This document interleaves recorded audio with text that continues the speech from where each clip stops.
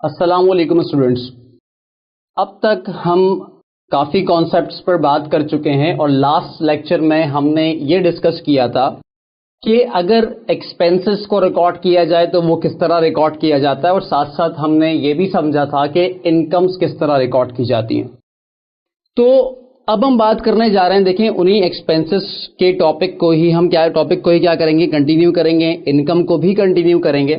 मैंने आपको 3 केसेस बताए थे, 3 सिचुएशंस बताई थी पेमेंट्स के हवाले से। मैंने आपसे कहा था कि या तो एक्सपेंस हो गया और आपने पेमेंट भी कर दी, एक केस। दूसरा क्या कि एक्सपेंस हो गया, पेमेंट कर दी, लेकिन आपने पेमेंट कैश से नहीं की बल्कि थ्रू चेक की। तीसरी कंडीशन क्या होती है आपके पास कि भाई आपका एक्सपेंस तो इनकर हो चुका है लेकिन आपने अभी तक उसके पैसे अदा नहीं किए, जिसे हम नॉर्मली एक्रूड एक्सपेंस भी कहते हैं। ठीक है भाई, तो ये तो हो गई वो 3 बातें। अब चौथी कंडीशन क्या है आपके पास कि वो फ्यूचर एक्सपेंस। ध्यान से सुननी है मेरी बात को, रिलैक्स होकर अगर आप बात सुनेंगे तो आपको बेहतर बात समझ आएगी कि वो फ्यूचर एक्सपेंस जो फ्यूचर में क्या होगा, एक्सपेंस होगा, उसकी सिर्फ और सिर्फ उसकी बात की जा रही है कि उसकी पेमेंट आप क्या करते हैं, अगर एडवांस में कर देते हैं तो फिर उसे क्या कहते हैं। ठीक है, तो मैं रिपीट कर देता हूं अपनी बात को कि मैंने ये कहा कि वो एक्सपेंसेस जो कब होने वाले हैं, फ्यूचर में होने वाले हैं, उन एक्सपेंसेस की पेमेंट्स आप क्या कर दें, एडवांस में कर दें। समटाइम्स देखिए नॉर्मली बैंक्स में ये होता है कि देखिए मैं बात करने जा रहा हूं रेंट की। अब रेंट में अमूमन बच्चे गड़बड़ क्या करते हैं, एक होता है रेंट में सिक्योरिटी डिपॉजिट। ठीक है, ये सिक्योरिटी डिपॉजिट रेंट की अमाउंट नहीं होती। ये सिक्योरिटी डिपॉजिट क्या होता है कि आप यकीनन उनके एसेट्स को यूज करोगे, उनकी जगह को यूज करोगे, तो वो उसकी सिक्योरिटी के लिए अपने पास क्या करते हैं, एक डिपॉजिट रखते हैं। और जैसे ही आप उनकी जगह को छोड़ते हो, ठीक है, खाली करते हो उनकी जगह, तो क्या आपको वो सिक्योरिटी डिपॉजिट या तो एडजस्टमेंट के बाद, अगर कोई टूट फूट हुई है कोई सी चीज है तो एडजस्टमेंट के बाद वो सिक्योरिटी डिपॉजिट क्या कर दिया जाता है, वापस कर दिया जाता है, या पूरा का पूरा डिपॉजिट वापस कर दिया जाता है आपको। लेकिन जो दूसरी चीज है कि आप हर महीने का क्या पे करते हो, रेंट पे करते हो। अब मैं आपसे कह रहा हूं कि नॉर्मली बैंक्स क्या करते हैं, ये रेंट पूरा का पूरा एडवांस में पे कर देते हैं। ठीक है, यानी पूरा रेंट, पूरे साल का रेंट, 12 महीनों का रेंट वो क्या कर दिया, उन्होंने एडवांस में पे कर दिया। बहुत सारी कंपनीज है जो रेंट को खास तौर पे जो वो एडवांस में पेमेंट करती रहती हैं। अब आप बताएं क्या रेंट आपका एक्सपेंस नहीं है? यकीनन वो रेंट एक्सपेंस है, लेकिन आपने अगर उसको एडवांस पे कर दिया है, इसका मतलब वो अभी एक्सपेंस नहीं है। वो एक्सपेंस कब होगा, जब आप फ्यूचर में उस जगह को इस्तेमाल करेंगे। या नॉर्मली ये होता है कि आप समटाइम्स अपने एम्प्लॉइज को एडवांस में सैलरी पे कर देते हैं। नॉर्मली यकीनन हम इस दुनिया में रहते हैं तो बहुत से एम्प्लॉयज होते हैं, उन्हें जरूरत है, लेट सपोज घर में कोई शादी है, तकरीब है, किसी चीज के लिए। अब वो आपसे क्या कह रहा है, भाई ठीक है हमें मुझे 4 महीने की तनख्वाह, 6 महीने की तनख्वाह क्या कर दें, एडवांस में पे कर दें। तो अगर वो एडवांस में आपसे ले लेता है सैलरी और आप उसको एडवांस में पेमेंट कर देते हो, जो कि आज एक्सपेंस नहीं है, वो कब एक्सपेंस बनेगा, फ्यूचर में एक्सपेंस बनेगा। तो ऐसे ही पेमेंट को जो फ्यूचर में एक्सपेंस होने वाला है, अगर उसको आप आज पे कर रहे हो तो ऐसी पेमेंट कहलाती है प्रीपेड। यानी प्री का मतलब क्या होता है, प्री का मतलब पहले, किस चीज से पहले। यहां प्री का वर्ड क्यों यूज किया जा रहा है, क्योंकि जो सर्विसेज आपने लेनी है सामने वाले बंदे से, उसकी सर्विसेज लेने से पहले ही आप क्या कर रहे हो, पेमेंट कर रहे हो। तो इसलिए लफ्ज यूज किया जा रहा है प्रीपेड। यहां पेड का लफ्ज इस्तेमाल हो रहा है, मतलब अदा कर दिए पैसे आपने, पेमेंट कर दिया आपने, लेकिन ये पेमेंट कब की है आपने, एडवांस में की है। अब आप मुझे बताएं क्या ये जो पैसे आपने पे कर दिए हैं, जो पेमेंट आपने कर दी है, ये पेमेंट जो आपने की है, इस पर क्या पूरा राइट सामने वाले का हो गया जिसको आपने पे किए? नहीं, उसका राइट कब तक नहीं बनता उसके ऊपर, जब तक के वो उसके बदले की सर्विसेज ना दे दे। इसका मतलब इस पेमेंट पर राइट और क्लेम अभी आपका ही है। तो ये आपका क्या कहलाएगा, प्रीपेड कहलाएगा, आपके बिजनेस का एसेट। आप अगर बिजनेस की साइड से सोचते हुए काम करेंगे तो आपके सारे मसले हल हो जाएंगे। कभी भी आपने सामने वाले के एस्पेक्ट से बात नहीं करनी, बल्कि अपने बिजनेस के हवाले से, जिस बिजनेस के आप अकाउंटेंट हैं बेटा अगर आप उसको सोचते हुए काम करोगे तो कभी प्रॉब्लम नहीं होगी। ठीक है भाई, तो आपका एक बिजनेस है, उसमें कुछ लोग काम करते हैं, उनमें से किसी शख्स ने आपसे कहा कि मुझे आइंदा 6 महीने की पेमेंट क्या कर दी जाए, एडवांस कर दी जाए, 6 महीने की सैलरी एडवांस में पे कर दी जाए। तो आप अगर वो 6 महीने की सैलरी एडवांस में पेमेंट कर देते हो तो उस पेमेंट को, उस पूरे 6 महीने की पेमेंट को आज की तारीख पर रिकॉर्ड करना है, क्योंकि पैसे तो आपने दिए ही हैं। ठीक है, तो आज आपने उसको रिकॉर्ड करना होगा प्रीपेड सैलरी के नाम से, जो सैलरी फ्यूचर में क्या बनेगी, एक्सपेंस। सोचिए ना, कुछ वक्त गुजरता जाएगा तो क्या बनता जाएगा, वो एक्सपेंस में कन्वर्ट होता जाएगा। 1 महीना गुजरा, 2 महीने गुजरे, 3 महीने गुजरे, तो जैसे जैसे वक्त गुजरता जाएगा वैसे वैसे वो प्रीपेड किस में कन्वर्ट होता जाएगा, एक्सपेंस में कन्वर्ट होता जाएगा। तो इट इज अंडरस्टूड कि प्रीपेड का लफ्ज जो इस्तेमाल किया जाएगा वो किन के लिए इस्तेमाल किया जाएगा, जो आपके फ्यूचर एक्सपेंसेस हैं। ठीक है, तो जरा एग्जांपल लेते हैं। यहां पर आपसे कहा जाता है भाई, salary was paid in advance for 6 months. ये सैलरी पे की गई एडवांस में, और कितने महीनों की सैलरी पे की गई है भाई, 6 महीनों की सैलरी पे की गई है। अच्छा, आगे आपको लिखा हुआ मिलता है कि each month apostrophe S, each month salary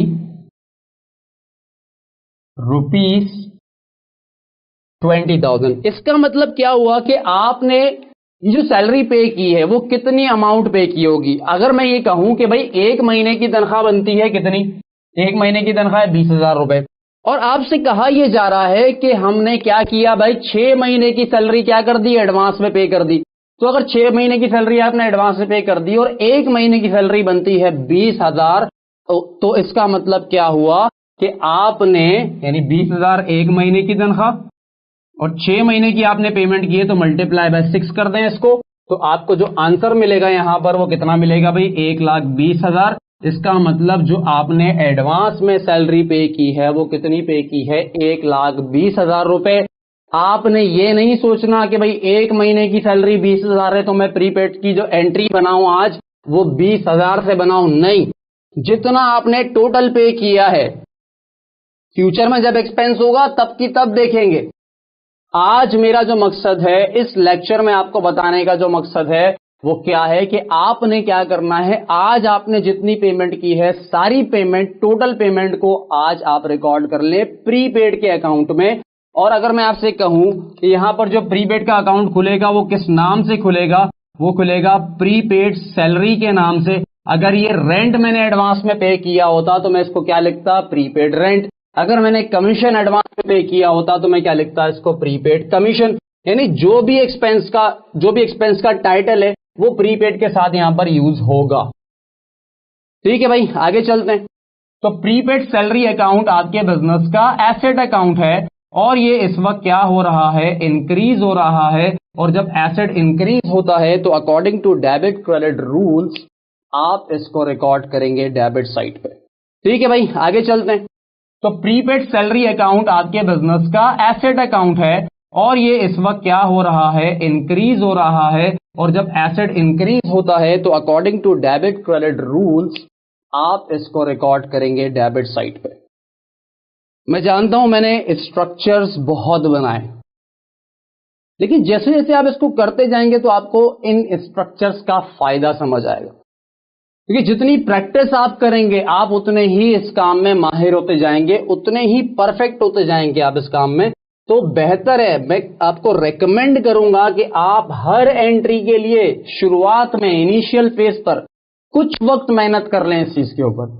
इंशाल्लाह आगे लाइफ टाइम अकाउंटिंग में कम से कम एंट्रीज के अंदर आपको प्रॉब्लम नहीं रहेगी। अच्छा, अब दूसरी बात, आपने क्या किया है, पे किया है, पैसे दिए हैं। तो यकीनन जब पैसे देंगे तो दिमाग में पहली बात क्या आती है, पैसे दिए तो पैसे को क्या बोलेंगे आप, कैश। तो इसका मतलब कि दूसरा अकाउंट मुझे जो यहां पर यूज करना है वो है कैश अकाउंट। अच्छा, कैश भी क्या है बिजनेस का, एसेट अकाउंट। और ये वाला एसेट क्या हो रहा है, ये वाला एसेट हो रहा है डिक्रीज, क्योंकि आपने पेमेंट की है, आपके पास से कैश क्या हो गया, कम हो गया। तो कैश जब कम हो गया तो आप उसको रिकॉर्ड करेंगे क्रेडिट साइड पे, क्योंकि डेबिट क्रेडिट रूल आपसे ये कहता है कि whenever asset decreases you must record in the credit side. आप उसको किस साइड पे रिकॉर्ड करें, क्रेडिट साइड पे रिकॉर्ड करें। तो अल्टीमेट जो एंट्री पास होगी वो क्या एंट्री पास होगी भाई, प्रीपेड सैलरी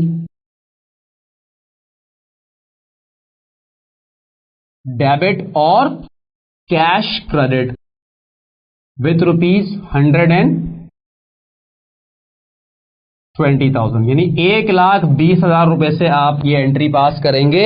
अल्टीमेट हमारा टारगेट क्या था, हमारा टारगेट था ये एंट्री बनाना कि जो हमने एडवांस पेमेंट की। एक और एग्जांपल लेते हैं भाई इसकी,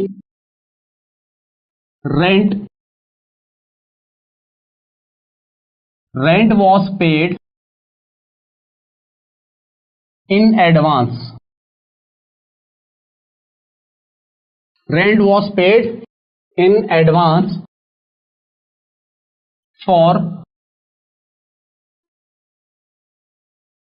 for 1 year, ₹160,000, मतलब 1,60,000 रुपए आपने रेंट पे किया है पूरे साल का। देखें इन दोनों एग्जाम्पल्स में एक डिफरेंस आपको नजर आ रहा होगा। यहां जो मैंने सैलरी आपको बताई वो पर मंथ बताई, फिर मैंने आपको यह भी बताया कि भाई आपने कितने महीनों की क्या की है, एडवांस में पेमेंट की है। और यहां पर जो मैंने ये 1,60,000 आपको बताया, ये 1,60,000 टोटल बता दिया कि टोटल जो पूरे साल का रेंट आपने एडवांस में पे किया है वो कितना है, 1,60,000। अब अगर एडवांस में रेंट पे किया है, और रेंट क्या है आपका एक्सपेंस होता है, लेकिन ये रेंट अभी एक्सपेंस हुआ नहीं है। मैं बता चुका हूं आप लोगों को पहले, जब तक कि आप उस जगह को इस्तेमाल नहीं करेंगे तब तक ये एक्सपेंस नहीं होगा। तो इसलिए आज इसको एक्सपेंस कहना सही नहीं होगा। तो इसलिए क्या रिकॉर्ड करेंगे, इसके लिए हम प्रीपेड रिकॉर्ड करेंगे और फ्यूचर में जाकर देखेंगे कि कितना एक्सपेंस हो चुका है। ये कब देखेंगे, किस तारीख पर जाकर देखेंगे, ये हमारी आगे की डिस्कशन है। अभी जस्ट आपने ये समझना है कि जब ये ट्रांजैक्शन हो रही है, जब हम एडवांस पेमेंट कर रहे हैं, जिस डेट पर हम एडवांस पेमेंट कर रहे हैं उस डेट पर हम इसको किस तरह से रिकॉर्ड करें। तो उस डेट पर आप क्या रिकॉर्ड करेंगे भाई, इसको अल्टीमेट यहां जो मुझे अकाउंट ओपन करना है वो किस नाम से करना है, वो है प्रीपेड रेंट के नाम से। और प्रीपेड रेंट भी क्या होगा आपके बिजनेस का एसेट, क्योंकि प्रीपेड क्या है आपका एसेट है। देखिए हमने एक्सपेंस की डेफिनेशन भी पढ़ी थी ना कि एसेट का जितना हिस्सा क्या होता जाएगा, कंज्यूम होता जाएगा, वो क्या बनता जाएगा, एक्सपेंस बनता जाएगा। जिसकी मैंने एग्जांपल दी थी कि भाई ऑफिस सप्लाईज अनयूज्ड, जितनी भी अनयूज्ड है, जितनी आपने अभी इस्तेमाल नहीं की, तो वो क्या है, वो आपके लिए एसेट है। लेकिन जितनी ऑफिस सप्लाईज उसमें से क्या होती जाएंगी, इस्तेमाल होती जाएंगी, तो वो अल्टीमेट क्या बनती जाएगी, एक्सपेंस बनता जाएगा वो आपका। तो इसी तरीके से ये प्रीपेड रेंट अभी क्या है आपका एसेट, फ्यूचर में जैसे जैसे ये इस्तेमाल होता जाएगा तो क्या बनता जाएगा, ये एक्सपेंस बनता जाएगा। तो अभी तो क्या है, ये आपका एसेट क्या हो रहा है, इंक्रीज। तो आप इसको किस साइड पे रिकॉर्ड करेंगे, डेबिट साइड पे। सिमिलरली यहां पर भी आपने क्या किया भाई, कैश पे किया है, कैश भी बिजनेस का क्या होता है, एसेट, और ये क्या हो रहा है, डिक्रीज। तो आप इसको रिकॉर्ड करेंगे क्रेडिट साइड। ठीक है भाई। तो अल्टीमेट जो आप एंट्री पास करेंगे वो क्या पास करेंगे भाई, प्रीपेड रेंट डेबिट और कैश क्रेडिट विथ ₹160,000। ठीक है भाई। इस लेक्चर में हमने ये समझा कि जब कभी भी आपके पास क्या होगी भाई, एडवांस पेमेंट आप करेंगे तो उस एडवांस पेमेंट को क्या रिकॉर्ड किया जाएगा।